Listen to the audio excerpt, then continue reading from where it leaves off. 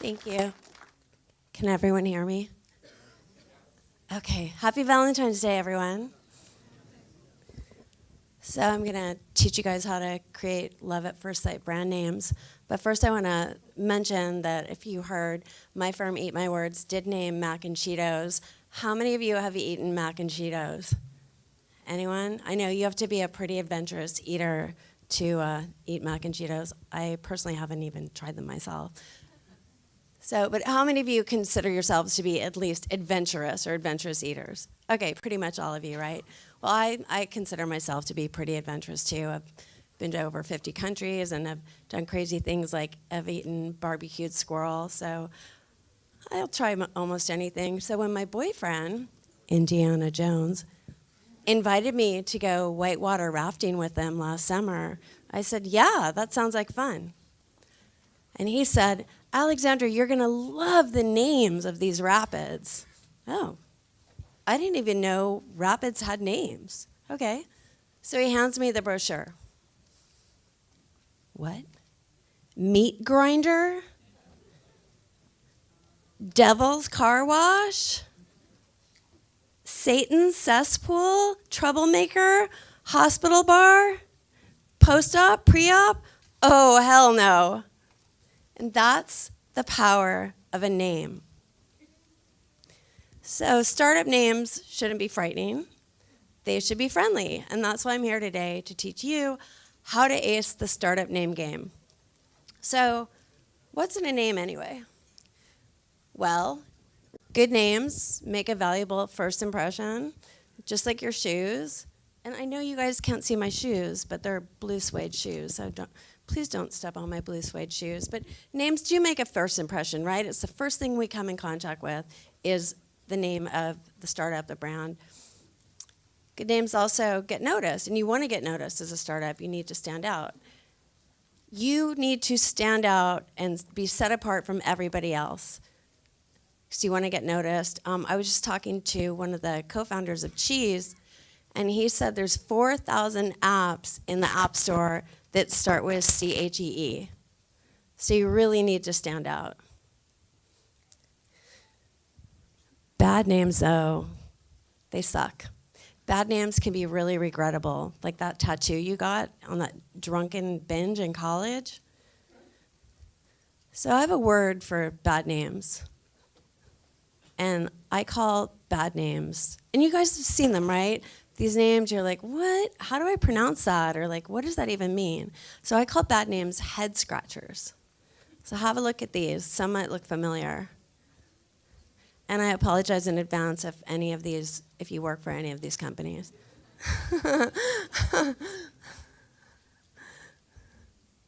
Right? So you're kind of wondering, like, well, what were they thinking? And obviously, I think the pretty obvious answer is, well, they wanted a domain name for $9.95 on GoDaddy. But that's a really bad reason to name your company something that people can't pronounce or spell. So these names some of them are creative. Connect has, apostrophe in it, and subtle, I guess, is spelled with a V instead of a U. Yeah, that's creative, but this is what you need to know. Just because it's creative doesn't mean it's a good idea. So can you guys repeat after me? Just because it's creative doesn't mean it's a good idea, right? So yeah, you can wear 2 different socks. That's very creative. Might even be in fashion. Like sometimes certain domain names are in fashion, like ones that end in .ly. But that doesn't mean it's a good idea. So I have a really simple way of expressing what a good name should be. And that is, a name should make you smile instead of scratch your head. It doesn't need to make you laugh. It just needs to make you smile, like you get it.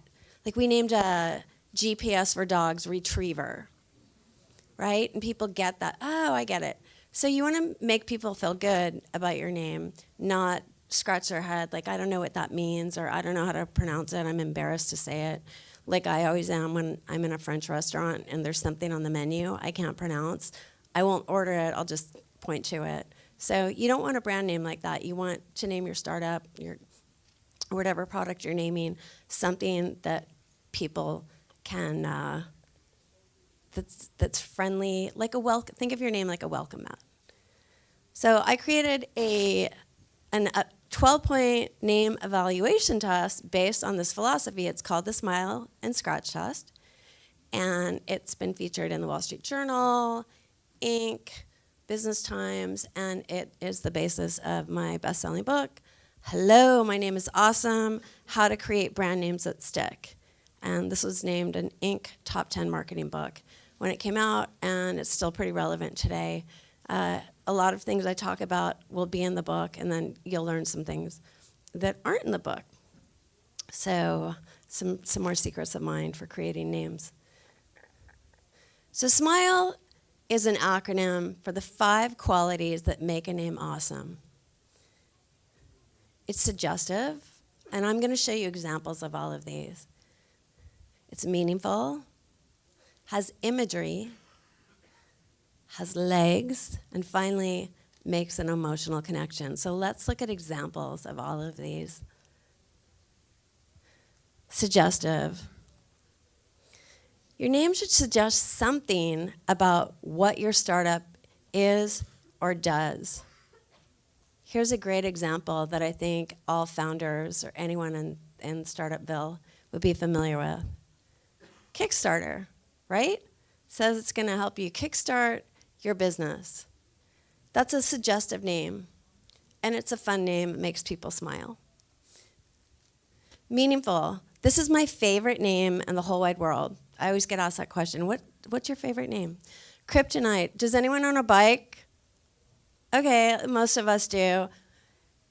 I live in San Francisco, and I'm always worried my bike is going to be stolen, and that's why I love kryptonite locks, because kryptonite has it's just so strong, pardon the pun, saying, just like kryptonite repels Superman, the kryptonite lock is going to repel bike thieves. And in New York, they created a lock, it's sold everywhere. The New York line of kryptonite locks, they have one called Forget About It. So, this is a regular U-lock. The design has been ripped off.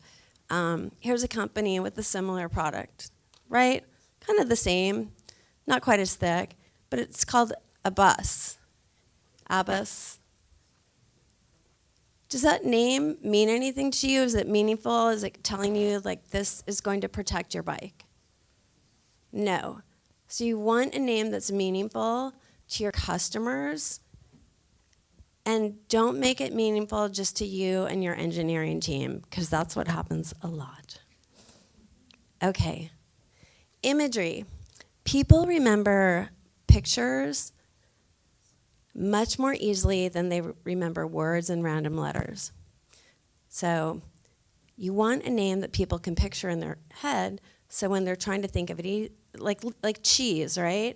I met the co-founder this morning. He said cheese. I immediately could picture it in my mind. And he told me how to spell it, which has a Z in it, but that's okay. So here's an example of imagery. Rent the Runway. What do you think of when you hear that name? Fashion models, maybe Victoria's Secret models. Think of, beautiful, striking colors and, shows and people walking down runways, right? Now, what if Rent the Runway was just called RTR? What is R? Yeah, it's short. Great. Everyone wants a short domain name, right? What if they were RTR? Does that conjure up any visuals in your head? No. Now here's something about Rent the Runway. Rent the Runway is a long name. It's about as long as a runway. And a lot of people come to us and they say, we want a short name. Well, I'll tell you something. It's better to have a long name that people can remember than a short name that people can't remember or pronounce or spell or any of that stuff. So keep that in mind. Long names are okay. Legs is when your name lends itself to a theme, like at Eat My Words. In our office, we have a pink refrigerator where we keep our cool books. We have, a menu of services. One of our packages, we have the whole enchilada. We had something called snack and just the meat, and we have something now called supermarket special. So if you have a name that lends itself to a theme, you can really have fun with it and extend your brand. Here's an example of that. The Church of Cupcakes. And the tagline is "Worshippers Welcome." And we did this for a cupcake store in Denver. And believe it or not, even though this was a fun project to work on, one of the hardest projects ever. There's a gazillion cupcake stores, or there was at the time. So it's hard to come up with something unique. So the woman that runs it calls herself the church lady. So that's what I mean by a theme. Like, you can really have fun with it. We named it a PR firm, Fire Talker PR, and the woman that runs it calls herself the fire chief, and her office is the firehouse. So have some fun with your name. These guys have, we named some of their cupcakes. One of them was Strawberry Sin. The vanilla one is called The Missionary. And one of their best-selling t-shirts says, "Forgive me, Father, for I have binged." Okay, and finally, the E in SMILE stands for emotional. I heard the speaker before talking about wedding invitations, and it is Valentine's Day, so this is kind of a good theme. So as we all know, weddings are expensive, and you have to pay for things like rehearsal dinner, your brunch. You got to rent the bar afterwards. So these were all names of wedding services that were in a binder at the Hotel Vitale. And that's a hipster hotel in San Francisco. And they were competing with the W. And the W had wedding service names that were really cool. Like their post-wedding brunch was called The Morning After. So they wanted names that they said, these names are boring. Let's jazz them up because our clientele is hip, and we want hip names. So this is how we changed them. Rehearsal dinner became Meet the Parents. Post-wedding brunch, Bloody Married. And finally, bar rental, Last Call for Alcohol. Do you see how these names just bring these to life? And these were just names in a binder. Now, people always ask me, well, how can you measure ROI on a name? It's really hard to do that because along with the name, there's usually a logo and branding and social media. So you can't really give a name credit and measure it. However, you can do it in this instance. If it's on a menu in a restaurant, you can see, how many more people are ordering this dish if we change the name from chicken soup to grandma's chicken soup, right? And here, all they did was change the names in the binder, and their sales went up by 25%. So again, that's the power of a name. Okay, scratch is when you scratch it off the list because it makes you scratch your head. And these are, I'm just going to put this up on the screen and let you read that for a second while I check my timing. Okay. So, scratch, some examples. Spelling challenge, right? We see this a lot. What is this name? Do you guys know? It's bot. But if someone told you, like if I was talking to you and you didn't see this, and I said, oh, yeah, I just bought something cool on this site called Bot, you are not going to, you might think B-O-U-G-T-H or even bot, like robot. So don't spell your name in a funky way. And here's a good rule. If you ask Siri to find it and she doesn't know what you're talking about, scratch it off your list. Copycat. What's a copycat of? Anyone know? Pink Fairy, right. So guess what? But wait, there's more. These are all names with berry in them. Isn't that crazy? And this is just from me Googling, like, what else would somebody call a frozen yogurt store? And this is what I found. So even red mango is a ripoff of Pinkberry. Copycat, right? color, fruit. So be really careful when you're naming your company not to be a copycat. Run your trademark screens, do it the right way, and don't be a copycat, because you don't want people to be like this with Moberry, like, oh, they just copied Pinkberry. Be original. Okay. Restrictive, that's when your name limits you and you outgrow your name.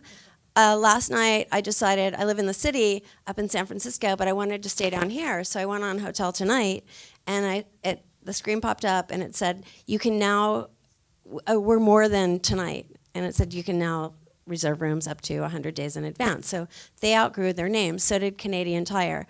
Canadian Tire sells way more than tires. And by the way, 9 out of 10 Canadians shop here once a week. So they sell, toys, trampolines, tools, tropical plants, lots of things that have nothing to do with tires. They outgrew their name. So everyone in Canada knows who they are by now, but if they wanted to roll into the US, they would have to spend a whole lot of money changing their, explaining to people we're more than just tires. So think about that with your name. Don't outgrow it. Come up with a big, wide name like Amazon. They can have any type of product or service, and it's still going to fit under the Amazon name. This is just plain annoying. I don't know how to pronounce it. It was a startup that actually got funding, but went out of business. How would you even say that to Siri? Damn. You don't want your name to be tame. So here's an example of a really tame name. All Advantage. That could be for any business. Try to come up with a name that only would fit your business. And especially when you do your tagline too, make your tagline something that works for you that wouldn't work for your competitors. This is another startup that got a huge amount of funding and went out of business, probably because nobody knew what they did. Curse of knowledge. This is when your engineering team might know the meaning of it, or maybe it's a foreign word that you know the meaning of, but nobody else does. Do you guys know this one? Okay, Zobni, I think they got $60 million in funding from Yahoo and went out of business a year later. But the thing about Zobni, they used to be called Zobni, and they had a little mark over the O. And Bill Gates pronounced it Zobni, so they changed the pronunciation of it. It's inbox spelled backwards. Yeah. See, we don't spell things backward. It's clever. This is back to the socks that don't match. Just because it's creative doesn't mean it's a great idea. Yeah, that's creative to spell your name backwards. But we don't think, unless I have a namer friend who's dyslexic, he would know what that means. But most of us we're not thinking backwards. And we're all really smart, intelligent people. Okay, hard to pronounce. How do you pronounce it? Okay, this is a sportswear company in Colorado. Okay, huh? It's a town, too. How does the town pronounce it? Ouray. So the town's pronounced Ouray, but they also pronounce this Ouray and Yure and Ire. And the clothing company doesn't care how they pronounce their name. You pronounce their name, they just want you to shop there, which is cool. But you want people to pronounce your name one way, because you want people to know you as one brand name, not if I said, oh, I love this jacket I got at Ouray, but somebody else told me they were shopping at Yure, I wouldn't know it was the same store. So go by one name. So I'm going to show you how to where do you even start when you're naming something? This is a real project that we got. It was a frozen yogurt company. They were going to call themselves Zen Yo, like Zen yogurt, but they decided that we would Eat My Words might be a good choice to try to name it something better. So, the first thing you want to do, complete a naming brief, a creative brief, write down everything about your company. These are some things about this one. The frozen yogurt brand was kind of like Pinkberry, low calorie. They only had 2 flavors, and they were in Utah, so maybe they didn't want something too edgy. You want to know who your target audience is. In this case, hormonal teenagers. They wanted to attract, young people to eat frozen yogurt. What are the brand experiences you want your customers to feel? In this case, this place is really cool. I want to hang out here, and I want to buy a T-shirt. If you can monetize your name and get people to pay for it, you are golden. Brand personality, write that down because you want to make sure that your name matches your personality. So, but how do you create names? So here's some ideas of places you can look to get ideas. These are brainstorming tools, none of which we use. Staring at a whiteboard in a white room is not how creative names materialize. Ouija board, no, and drunken Scrabble, absolutely not. And by the way, if you Google drunken Scrabble, there's a really fun video that we did with Vuza about how Vuza got their name. So all you need to brainstorm names is your computer. There's plenty of sources online that you can look for ideas.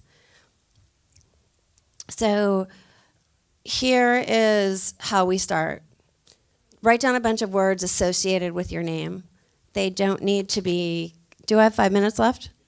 Okay. They don't need to be words that will be in your name, just things associated with your name. So in this case, we're going to look at the word cold.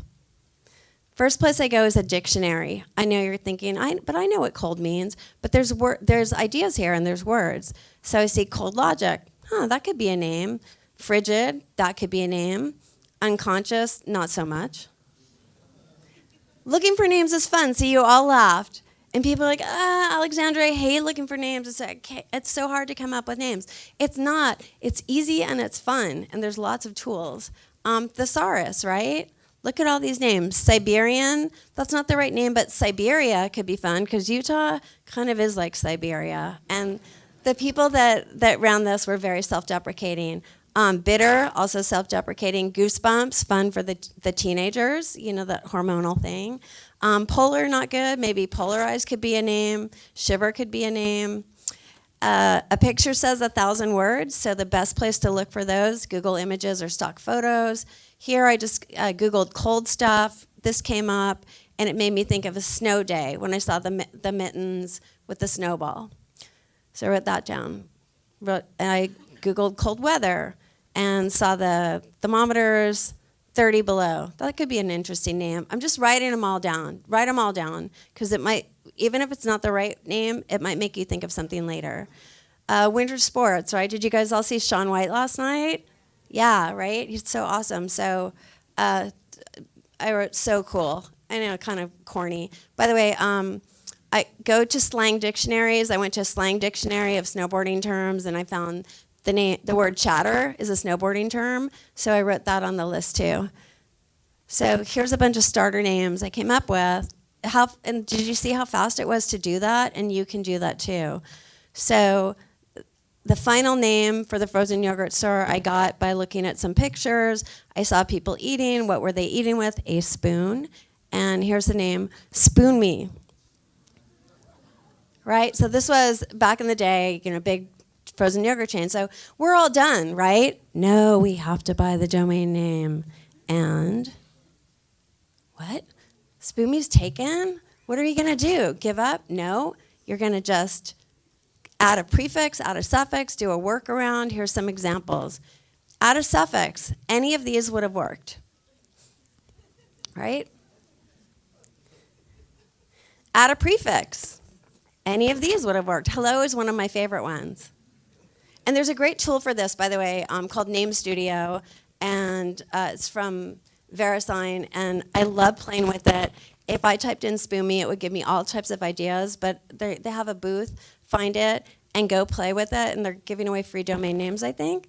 So that's what my new go-to tool that is not in my book, and I really don't tell people about very often, but I'm telling you guys because they're here, and Name Studio will change your life, and it will give you tons of ideas.